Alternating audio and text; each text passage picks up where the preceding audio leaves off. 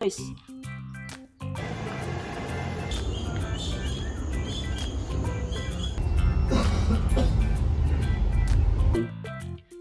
subukan natin na umakyat. Makikita nyo dito yung mga unggoy, may mga snake din dito. Tapos dun sa kabila, yan yung papunta dun sa custom.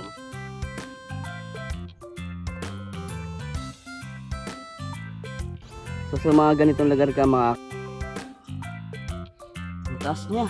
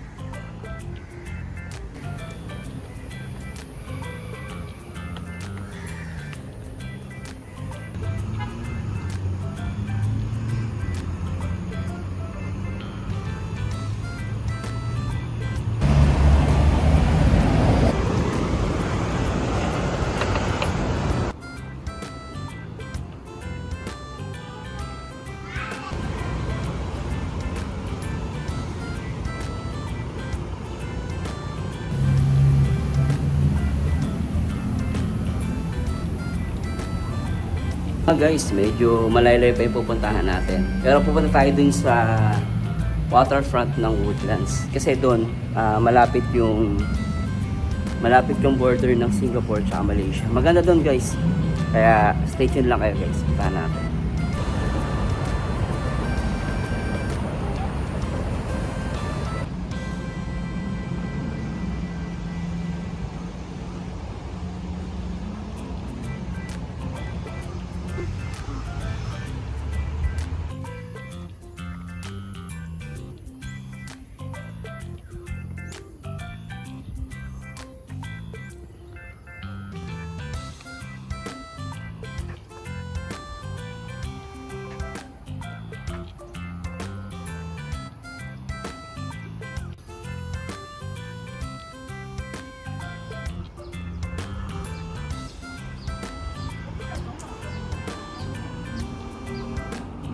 Ando.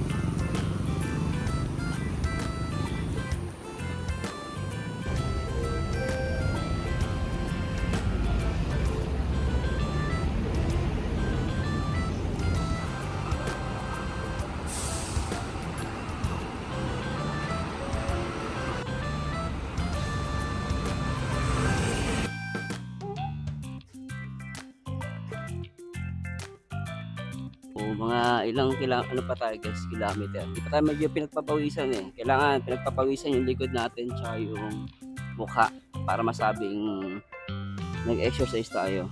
So, samahan nyo ako. Medyo malayo pa.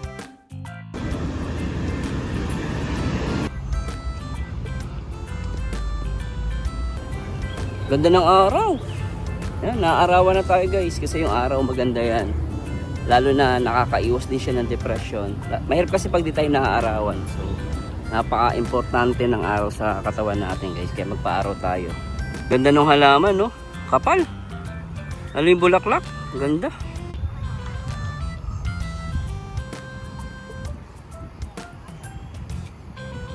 Yung manok pala dito sa Singapore. Ang cute eh, oh.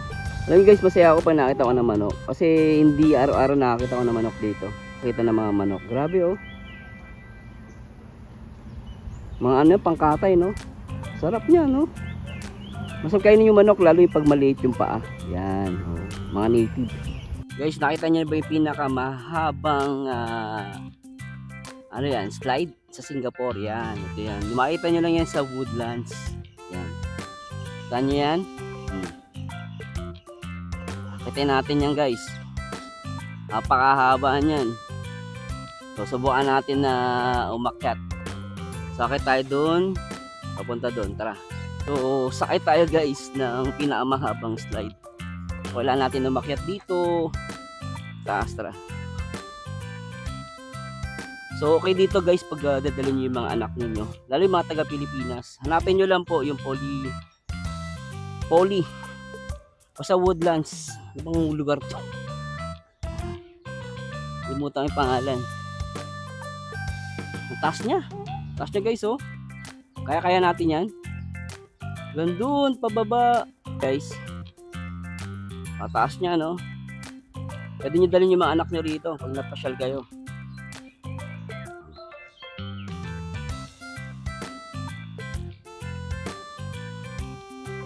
Tara. Na natin. Sana hindi basa. Pag basa, yari. Hindi natin na ano yan. So, tingnan natin. Oh, mataas. What the... Ang taas niya. Kaya ba natin to? Nice. Woo! Ah! Putek! Ay, putek! Basa. Basa lang siya, oh. Kaya medyo dumulas tayo. Ang taas at yan, guys, oh. Mga anak niya dito, guys. Malapit lang to sa basta Woodlands. Lumahalan eh. Pero ito yung pinakamahabang slide natin sa Singapore. Napakasaya dito, guys. Limutan ko ang lugar na to. Ay, nako. Vlog natin next time. Limutan ko yung lugar eh. Taga dito ko, no? Limutan ko. So, punta tayo guys sa waterfront. Yung border ng Singapore at Malaysia. Pakita ko sa inyo. Kasi dito, parang city.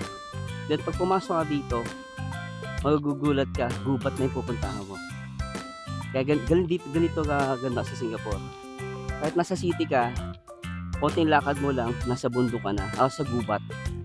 Pakita ko sa inyo guys, mag-enjoy kayo rito. Hanapin nyo lang po yung Admiralty Park. Yan, so nandito tayo kanina. So punta lang kayo sa Admiralty Park. No, so ito yung pupuntahan natin. Nandun. So kanina nandito tayo, may area. Tayo ngayon ito kanina. So yun, hanapin nyo lang po yung Republic Polytechnic. Yan. So daan kayo ng Woodlands Avenue. So may bus naman po dyan. May bus. So, hanapin nyo yung Republic Poly. Then yan, katabi lang po niya. Then ito po, ito yung mga area. Ito po pwede pa sa mga bata. Walang bayad dito, libre lang po. Tapos ito pupunta tayo doon. Ito naman yung papunta sa Malaysia. Na border waterfront park. So tara. Laki ng alligator guys, oh. Kulay brown. Grabe. Hindi natin lalapitan kasi baka kagatin tayo niyan. Mataas ang niyan, yung laway niyan na nakakatakot. Laki, no? So nakita nyo guys, nasa city tayo. Pero papasok tayo ngayon sa gubat. Itong gubat na to, makikita nyo dito yung mga unggoy, may mga snake din dito. So kailangan maging maingat ka pa rin. So hindi ka pwedeng pumunta rito. Pero marami nag-ano dito. Marami dito nag-jogging. Pero yung mga snake naman dito, hindi naman venomous, pero ingat pa rin tayo. Ayan, no? Laki niya, no? Kung sa Pilipinas yan, naku. Uhulihin niya para alagaan. Minsan kawawa naman, kinakatay ng iba, no?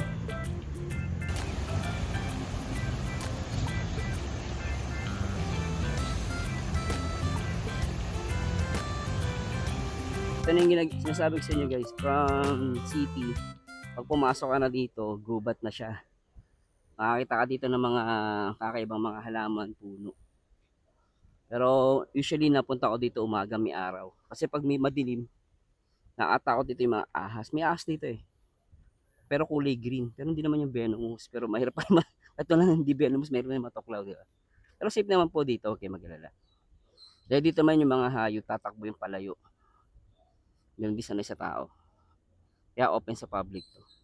Yung mga unggoy dito eh. Kaso wala pa sila eh. Tara, so punta tayo guys. Medyo may hamog pa nga din, nakita nyo. Sa loob, mahamog. Sobra. Kita nyo guys, sobrang mahamog oh, malamig. Kanina mainit doon. Pero dahil gubat to, matagal nawawala yung parang hamog. Grabe yung hamog. Kaya sarap maglaad dito sa area na to. Subukan nyo mga taga Woodlands sa Singapore. Maglaad ka lang dito. Sa marami ka na mapupuntahan. Lalo nature, mahilig sa nature. The best.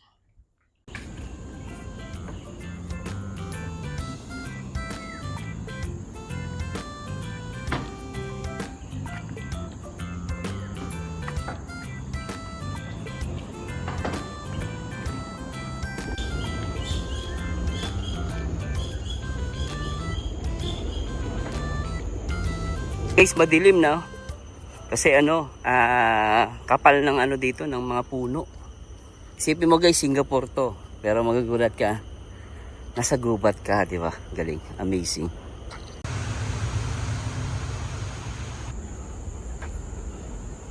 May shortcut dun sana, doon tayo dadaan. Ang problema naman, no? Sarado na yung daan dun sa papuntang waterfront. Kaya siguro dito tayo dadaan sa kabila. Yun lang, mapapalayo tayo. Pero sana samahan niyo pa rin ako guys ha. Pakita ko sa inyo yung waterfront. Border ng Singapore tsaka Malaysia.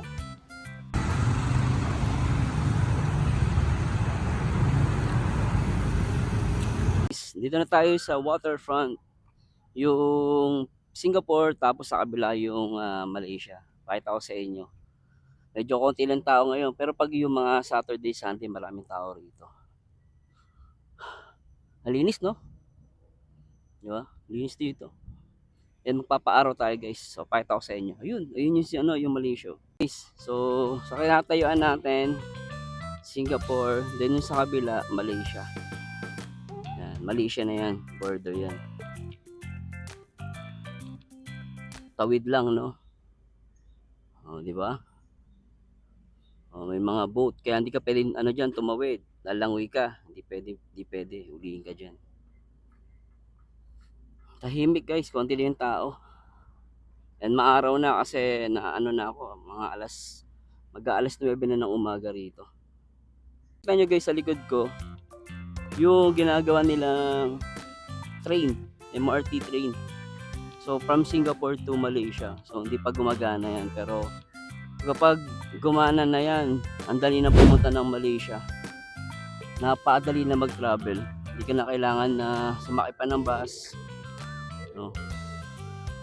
Sasakyan, pwede. Ganda. Ganda guys, sobra oh. Ganda ng Malaysia, in fairness. Tapos dun sa kabila, yan yung papunta dun sa custom. Yung border, tsaka dadaan. So, that's why sa kabila naman yung train. Yan. Ganda no?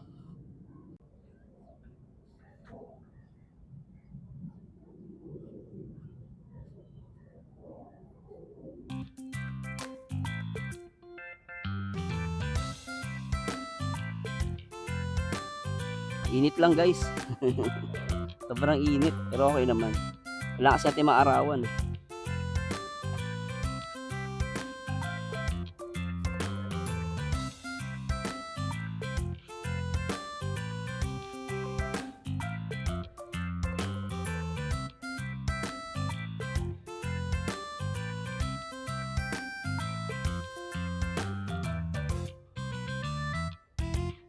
Ito kalinis yung ilog Pasig natin no. Yung mga ilog natin sa Pilipinas no. Dito tignan nyo guys oh. Although may mga kalat, di may iwasan. Siguro napupadpad doon. Pero ang linis niya oh. And then may mga isda dito guys, pwede ka manghuli dito. So ngayon kasi weekdays, pero pag mga Saturday, Sunday, dami rito ng mimingwit. May mga tumatambay, may mga nagpipiknik. So ay weekdays tsaka maaraw ngayong umaga. So lahat may mga trabaho, mga tao dito, kaya ganoon. So yun guys, sana nag-enjoy kayo. Medyo uwi na tayo agad guys, sobrang init na. Nakita niyo yung view, ang ganda di ba? Pero mas maganda pa rito sa gabi kasi itong restaurant kasi sarado eh. Bukas yan pag Saturday, Sunday. So wag kayong mag-alala, kahit kayo magdala ng pagkain. So punta lang kayo sa restaurant na to. I think to eh, Malaysian food. Yan. Doon nagkakamali. No? So yun guys, punta naman tayo at uwi na ako. So mag-MRT na ako papunta sa amin. Then kailangan ko din mamili ng kakainin ko sa lunch, saka sa pang lunch, saka pang dinner. Then after noon, balik sa bahay. Tapos gawa tayo reaction video. So yun. So tara. Punta na tayo sa mag-shopping muna tayo. I mean, bili tayo ng pagkain ko.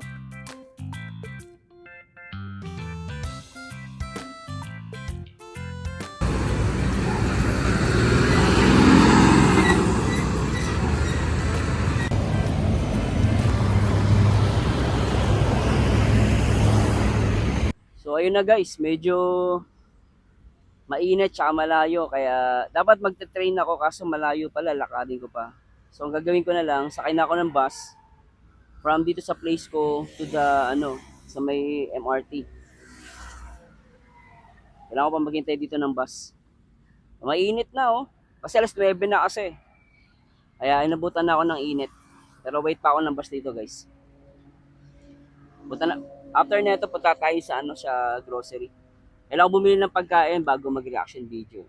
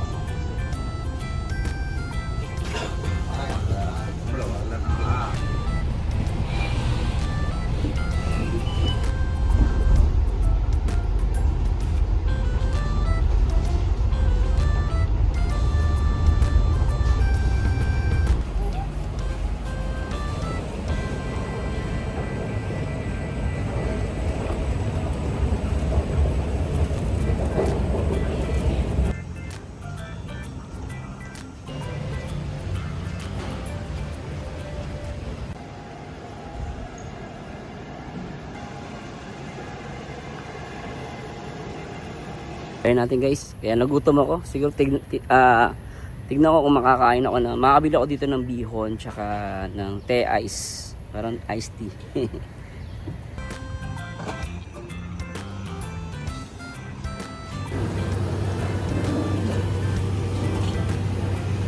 So kumain muna tayo guys. Napagod ako. So di na ako nakaano. So pero mamaya bibili pa ako ng pagkain ko para sa tanghali or sa gabi. So, pagod ako haba nung nilakad natin eh. Bumili ako ng tea ice. Tapos bihon. Ang dami, di ba? Sobra.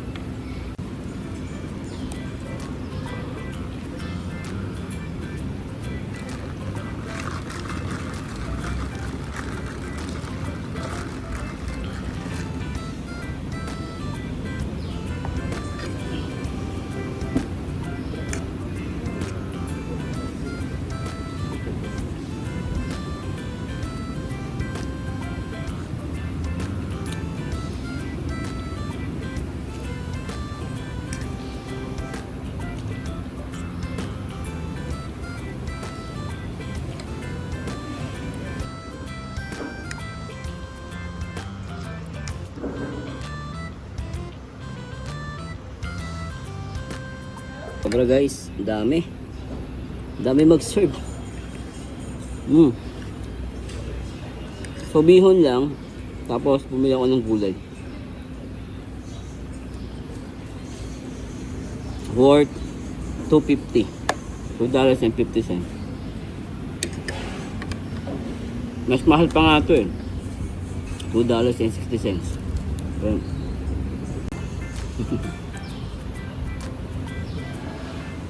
Pero ba hindi ko ito maubos? Sobrang dami.